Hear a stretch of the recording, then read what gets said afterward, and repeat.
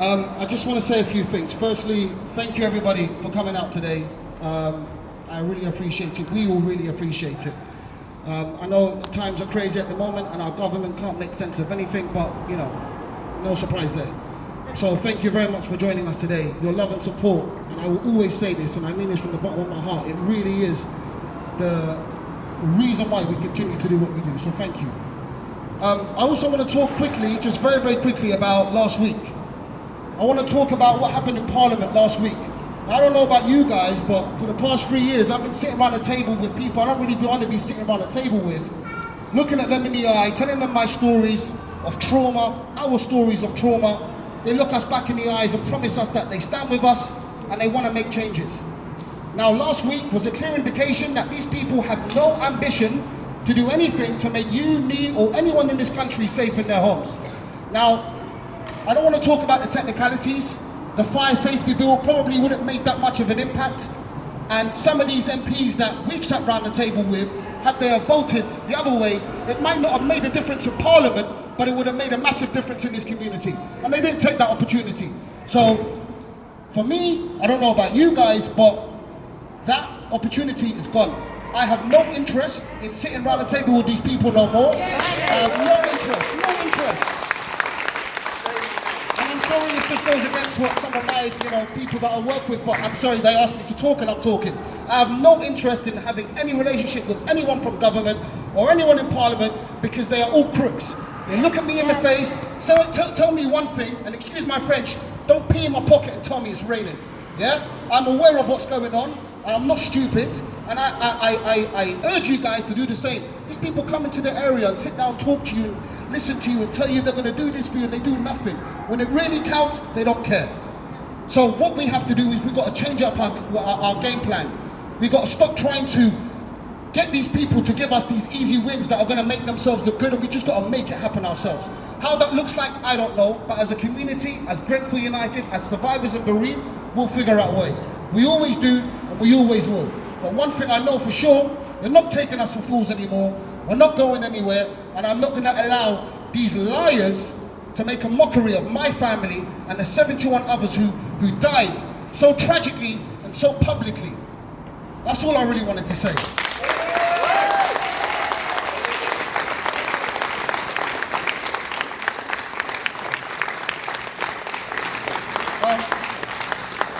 To finish off, also I want to say congratulations to my brother Z. He couldn't be here today because he just had a baby, so congratulations to Z.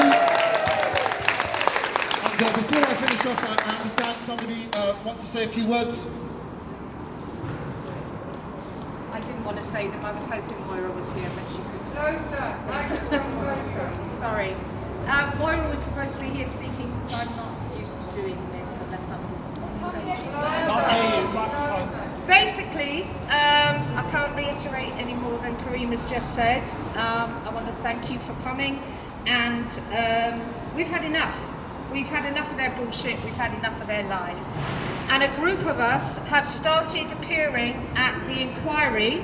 We were doing 3 days a week at different times to catch different footfall of people going in and out of the inquiry, because I'm sure you're well aware, at the moment, bereaved and survivors aren't allowed to go in, even though it's them who's directly affected. And the result of that is that these corporates who've already been given immunity, which in itself, don't get me started, can just say whatever they want, blasé, don't care, don't give a damn.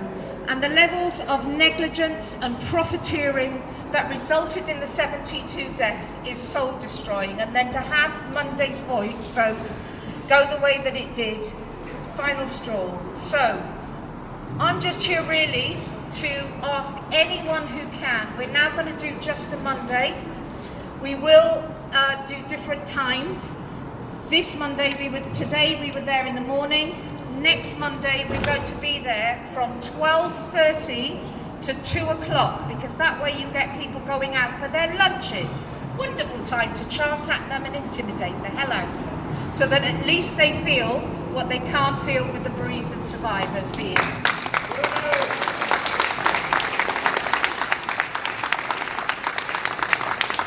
So please, anyone who can join us, because really I'm getting a very sore throat. I've got 3 or 4 people who come regularly. Nick was there with us last Monday. Nick lost his wife.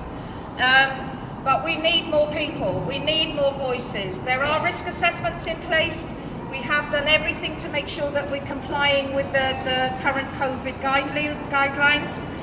So please, if you can, come join us. Next Monday from 12:30 to 2. The following Monday, it will be 3:30 till 5. And then we'll be back to 9:30 to 11. So it'll be on those three rotations each week. Okay? Thank you. Thank you. One other thing, sorry, I just want to mention about the public inquiry. For those of you that have been following the public inquiry, there's been some sort of, not surprising things, well, not to us anyway, but some seriously, disturbing things that have been coming out from the public inquiry from these irresponsible crooks, whether it's with Arconic, whether it's with the council, whether it's with Artilio, whether it's with Harley. All of these people clearly were not qualified, were not the right people, were not trained, and they didn't care. And then they're on TV smirking in the public inquiry, talking about making more money. What we need to do, I urge you all, please pay attention to what's going on in the public inquiry.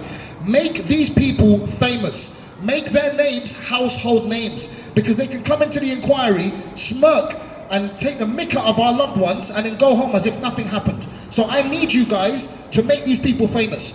Pay attention to the quotes that are being brought out in the public inquiry. Pay attention to the evidence that's coming out. And when you see it, when we share it even more. Tell your friends about it. Because these are probably the same people that are refurbishing, I don't know, university dorms that your kids might end up going in. Or refurbishing an elderly person's home where some of your loved ones might be in. So you need to make them famous and make sure they're household names. So please, pay attention to the inquiry, and we need to make sure these people can't wiggle their way out by hiding under rules and regulations. And that's it. Thank you. So we're now going to do the call for justice. Justice! Justice! Justice! Justice! Justice! Justice! Justice! Justice! Justice! Justice! Justice! Justice! Justice! Thank you, family. Thank you so much for being with us today. Thank you.